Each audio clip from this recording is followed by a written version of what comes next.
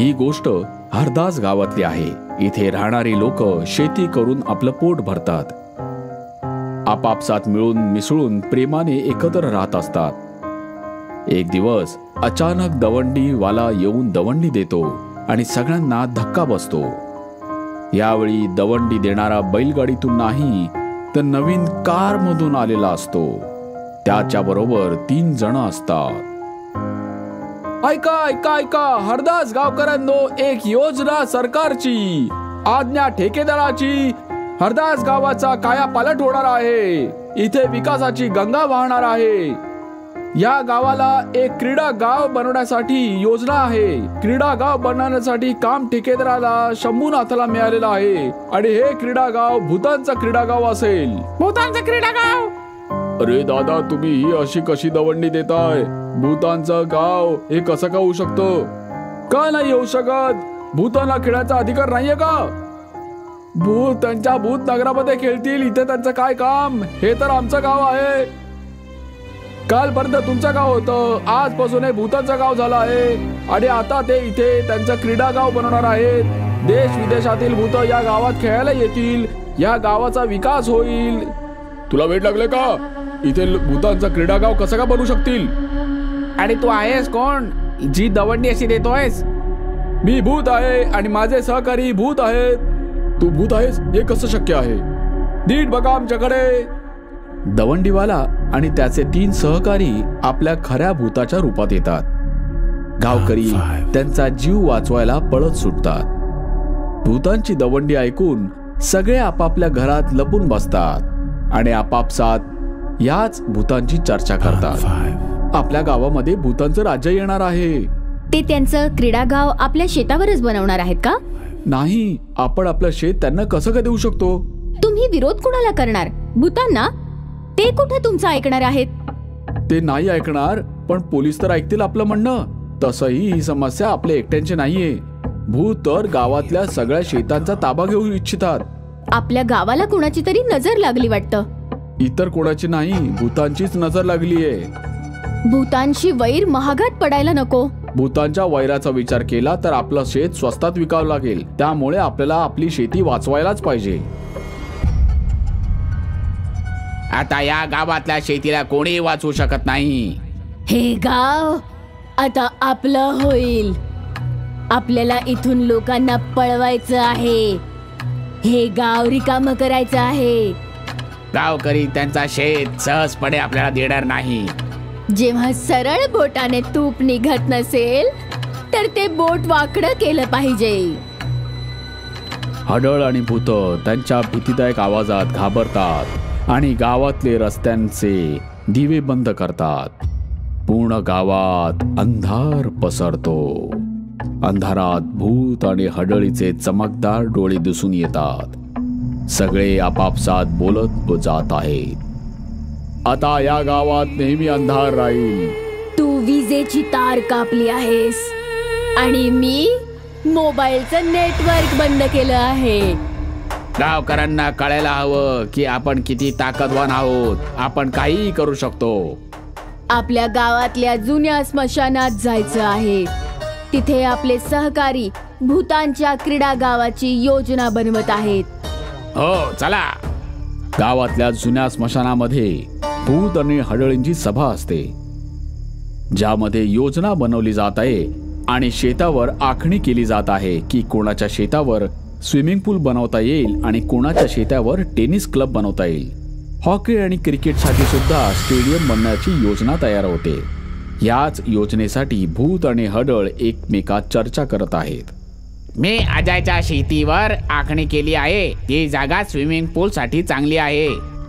आम्ही दिलशानचं शेत आखून आलो आहोत. तिथे भूतांचं टेनिस क्लब असेल. या गावात सरपंचाची जमीन सगळ्यात चांगली आहे. माझा स्टेडियम तिथेच बनेल. शर्माजींचं शेत आधीच हडळींच्या वसतिगृहासाठी नक्की केलंय. आपली योजना तर नक्की झाली, पण या योजनेला गावकऱ्यांची मंजुरी मिळालेली नाहीये. गावकरी आपल्याला मंजुरी देणार? त्यांच्याकडून मंजुरी घ्यायला लागेल म्हणजे गाव रिकामं करावंच लागेल. हो, तू बरोबर बोललीस. गावच्या विनाशामुळेच आपला विकास होईल.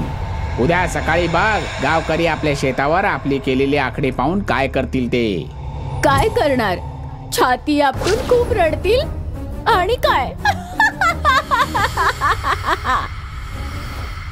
आजची सकाळ हरदास गावासाठी अस्वस्थ करणारी होती. सगळ्यांच्या शेतामध्ये भूतांनी चुन्याने आखणी केलेली असते. गावकरी त्यांच्या शेतामध्ये चुन्याची आखणी पाहून भयंकर चिडतात. त्यांना कळत नाही त्यांनी काय करावं ते. पोलीसवाले त्यांच्या तक्रारीची अजिबात दखल घेत नाही आणि भूतांचा ठेकेदार जो भूताचं क्रीडागाव बनवण्यासाठी योजना आखत होता तो कुठेही दिसत नव्हता. गावकरी न्याय मागायला कुठे जाणार? सगळे लोक शेवटी एका तांत्रिक बाबांना संपर्क करतात. मग त्यांच्या आश्रमात पोचतात. तुम्हा लोकांची समस्या गंभीर आहे आणि विचित्रही आहे. बाबा, आमचं शेत भूतांनी आम्हाला न विचारता घेतलेली आहे. हो बाबा, आमच्या शेतीवर त्यांची आखणी झाली आहे. आजूबाजूला चुन्याची आखणी करून शेतीची वाटणी झालेली आहे. आमच्या शेताला वाचवा बाबा. काळजी करू नका, कुणाचाही शेत कुठेही जाणार नाही. तिथे काहीही बनणार नाही. बाबा, पण तुम्ही त्या भूतांना कसं थांबवणार? वैद्य आजारावर उपचार करतात, औषध बनवण्याबद्दल सांगत नाही. बाबा, तुम्ही बरोबर बोलताय. आम्ही औषधांबद्दल विचारून काय करू? हो बाबा, तुम्हीच सांगा आता, आम्ही त्यासाठी काय करू? आज उद्यामध्ये रात्री तुमच्या गावात आखणी करण्यासाठी भूत येणार आहेत. तुम्ही लोक अज्ञानी राहून गपचूप चाललंय ते पहा. बाकी जे काही करायचं आहे ते मी करेन. रात्र होतात. भूत आणि हडळ हरदास गावात येतात. रिकामं गाव बघून खुश होतात आणि आपापसात चर्चा करतात. आज आपलं काम पूर्ण होईल. उद्यापासून विधिवत पूजा झाल्यानंतर क्रीडा गावची बिल्डिंग बांधायला सुरुवात होईल. आपल्या भूतांच्या स्वप्नातलं क्रीडा गाव, जिथे आपली मुलं खेळायला येऊ शकतील. आपण इथे स्वप्न पाहायला नाही, काम करायला आलो आहोत. चला, समोरच्या शेतात आखणी करायची आहे. चारी भूत समोरच्या शेताकडे जातात. अचानक त्या शेतातली जमीन दुभंगते आणि तिथे एक मोठा खड्डा पडतो. भूत आणि हडळ त्या खोल खड्ड्यात पडतात. त्यांना वरती मशाल आणि खूप गर्दीचा आवाज ऐकू येतो. गावकरी मशाल घेऊन तांत्रिक बाबा बरोबर तिथे आलेले असतात. सगळे लोक त्या खड्ड्याभोवती घेर करतात. तुमच्या क्रीडा गावाचा डाव समाप्त झाला. आता याच खड्ड्यात तुम्हा चौघांची चिता रचणार आहे. तांत्रिक, तुझ्या धमकीने आम्ही घाबरणार नाही आहोत. आम्हा हडळींना मारणं अशक्य आहे. माझी दिव्य शक्ती अशक्य ही शक्य करून दाखवते. आता बघाच मी तुम्हाला कसं जाळून टाकतो. बाबा, या भूतांना विचारा तरी, हे आमच्या गावात आले तरी कसे? याच्या मागे कोणाचा हात आहे? बोल, हा कोणाचा डाव आहे? तांत्रिक क्रीडा गावाची योजना आम्हा भूतांची आहे. यात कोणाचंही कारस्थान नाही. तांत्रिक, तुला तर माहितीच आहे की मेल्यानंतरही भूताकडे आयुष्य असतं आणि जिथे आयुष्य असतं तिथे खेळण्याची इच्छाही असते. लोकांच्या वाढत्या संख्येमुळे भूतांना खेळायला तर अजिबातच जागा उरलेली नाहीये.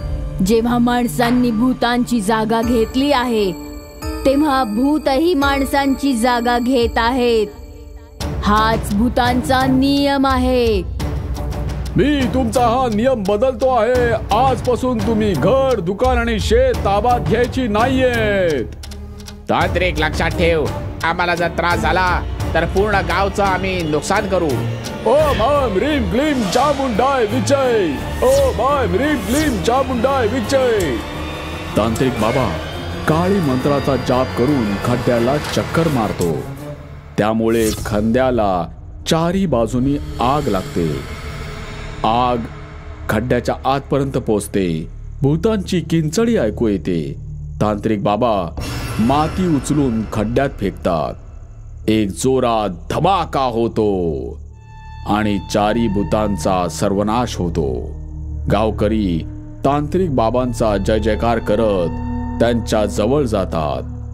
तांत्रिक बाबांचा विजय असो, तांत्रिक बाबांचा विजय असो, तांत्रिक बाबांचा विजय असो, तांत्रिक बाबांचा विजय असो. उद्या हरदास गावामध्ये सत्यनारायणाची पूजा होईल, यज्ञ होईल आणि मंत्रेश पाड्याने गावातल्या शेताचं शुद्धीकरण होईल. गावकरी तांत्रिक बाबांबरोबर जाऊन आपापल्या शेतात शुद्धीकरण करतात आणि शेताच्या कामाला सुरुवात करतात.